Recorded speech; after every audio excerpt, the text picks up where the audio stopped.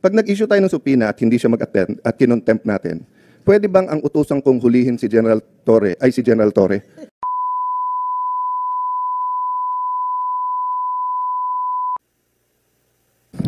Good morning, Madam Chair. Sa ating colleagues kay Senator Bato, Senator Bongo Mista, magandang umaga sa inyong lahat. Well, siyempre po, nalulungkot po ako na para tayong pumunta ng birthday party, walang dumating na bisita. But unlike a party, you can celebrate naman with your closest friends, family. Pero dito po sa hearing, I think we can still be productive. But ayoko naman, Madam Chair, na pagalitan yung present dahil maraming absent. So may I take the opportunity to thank very much Attorney Alexis Medina, Attorney Santiago, Attorney Bernal. Alam namin na pag ganito kabigat yung issue ay may consequences din yung pagsasalita, may consequences yung pag-a-appear. But Madam Chair, I think, more than kind last hearing in terms of not pressing my questions kapag sinabi nilang sub judice. But just to clarify, well settled na yan, whether sa jurisprudence or sa history ng Senate, na mere filing of a case or mere pendency of the case does not stop the hearing, nor is it a reason for them not to discuss. In fact, pagka yung executive department, matetest pa nga yung consistency na kung ang sasabihin nila dito at sasabihin nila dun sa korte ay pareho. Yung sub judice rule kasi, and correct me later on, Attorney Medina, kung mali, it's really more of to protect the integrity of the court and the fairness para hindi dinidiscuss yung case, para hindi sila ma-pressure. Yung sub judice rule is not meant para kung may inconsistency sa ibang bodies, sa SEC, quasi-judicial bodies, or dito sa Congress or sa Senate. Kasi kung yun po ang kaso, edi lahat ng ginagawa ng mga COM ngayon, ng mga TRICOM, QUADCOM, ang kailangan lang gawin ng witnesses nila ay mag-file ng kaso against themselves. Tigil na yung hearing, no? Number two, there are many points regarding other guests. For example, General Torre, no? He's not covered by executive privilege unless the President talked to him directly. Ang executive privilege at pagkaalam ko, kasi kasama po ako doon, ako po nag-chair nung investigation sa ZTE nung na-discuss po itong mga issues na to at na-bring up for the first time at least in a recent history yung executive privilege. Ang purpose ng executive privilege, pareho din ang purpose nung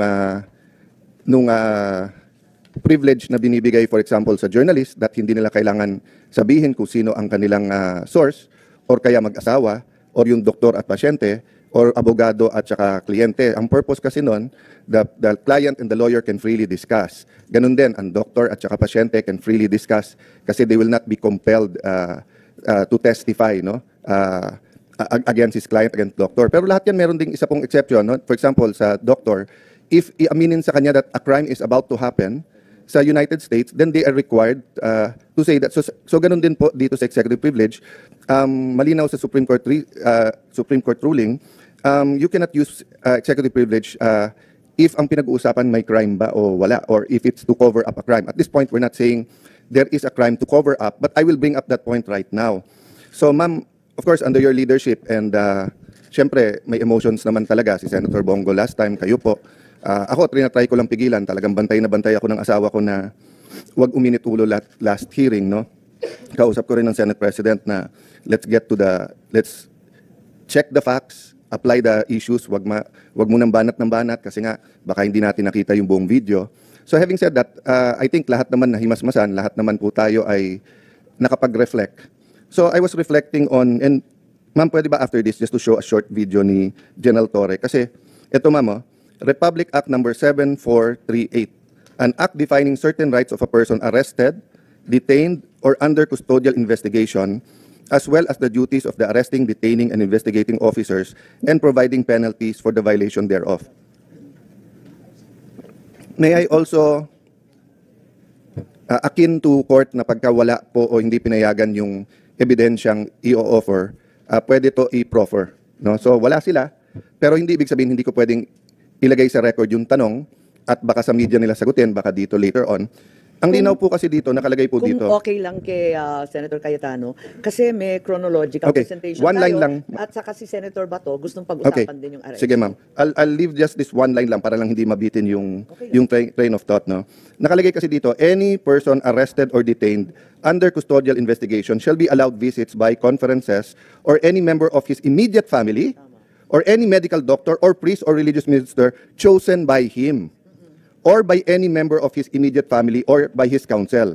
Okay, hindi ko nahabaan kasi nga ma'am, I'll follow your advice. Ma'am, may penalty po to. Ang penalty nito, any person who obstructs, prevents, or prohibits any lawyer, any member of the immediate family or person arrested, detained, or under custodial investigation, or any medical doctor or priest or minister by his counsel or by his counsel from visiting and conferring privately chosen by him or by any member of his immediate family with him, or from examining and treating him.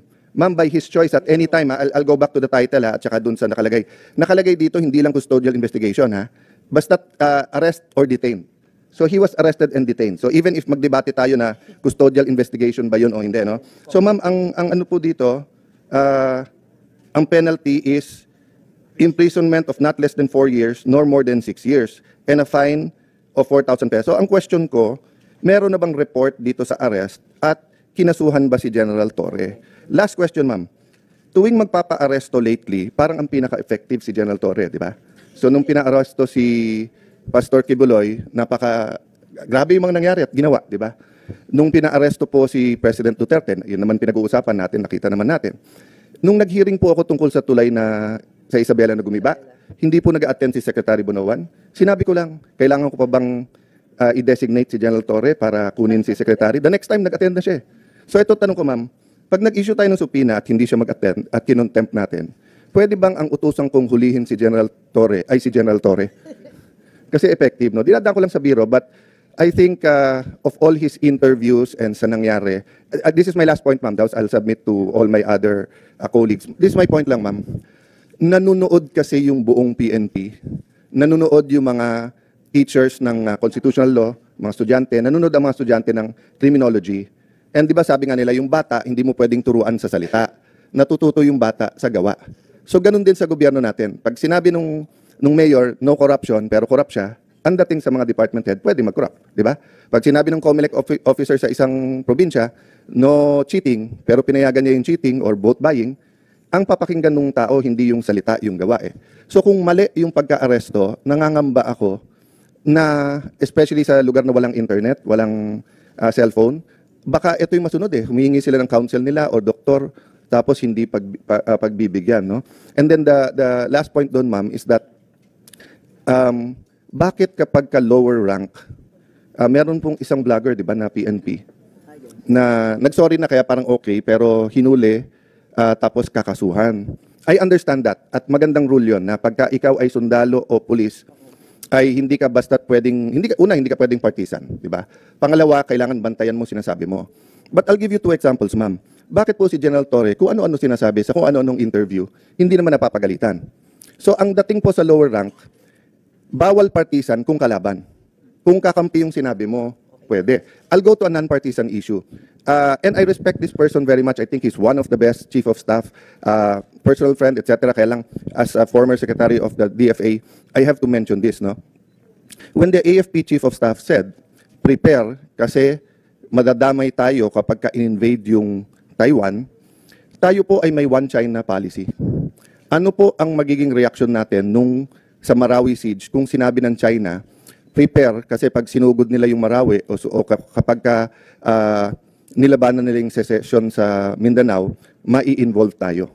Magre-react din yung foreign affairs natin, hindi ba? Kasi nga may one China policy tayo. Don't get me wrong, ayaw natin ng gulo sa Taiwan. Nakikisimpit tayo sa democracy ng Taiwan. We want them to coexist with mainland China. But having said that, we have to be sensitive.